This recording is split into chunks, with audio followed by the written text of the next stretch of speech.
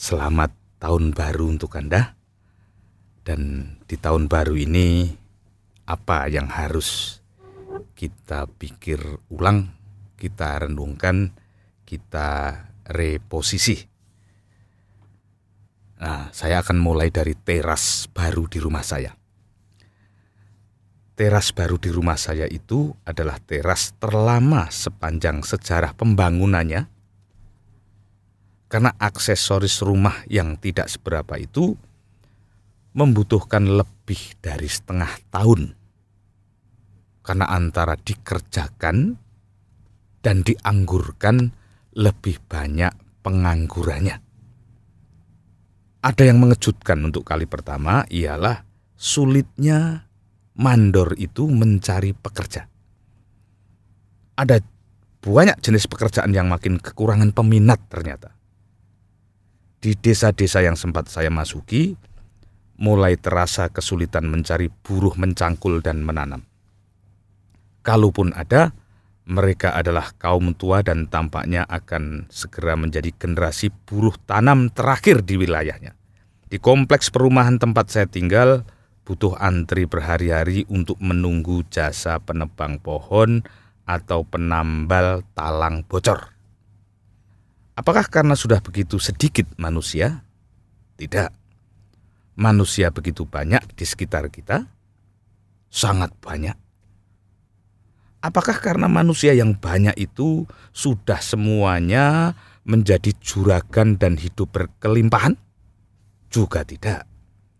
Kemiskinan, pengangguran begitu melimpah. Tetapi menganggur tampaknya lebih dipilih oleh sebagian orang ketimbang menjadi pekerja serabutan.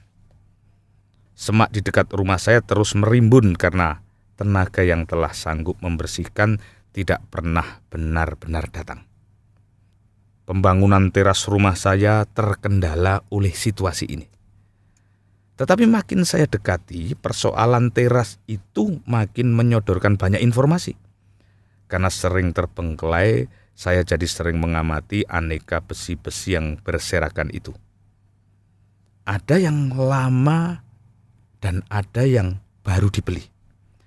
Tetapi besi paling baru sekalipun telah begitu berkarat hanya dengan panas dan hujan selama 2 hari saja. Begitu rapuh kini mutu besi itu. Jawabannya, saya paham kemudian, oh iya besi daur ulang dengan sedikit sekali kandungan biji besi di dalamnya. Lalu ketebalan besi itu juga dibahasakan dengan terminologi yang ganjil. Bukan lagi istilah sains yang cocok untuk besi, tetapi besi sudah dibahasakan dengan bahasa sastra. Tebal besi itu bukan lagi dengan satuan mili, tetapi gemuk dan kurus. Ada sekian mili gemuk, ada sekian mili kurus. Dan ukuran yang singgah di teras rumah saya itu lebih banyak sekian mili tetapi yang kurus-kurus. 2 ilustrasi ini segera menegaskan kesiapan kita untuk menyambut masyarakat ekonomi ASEAN itu.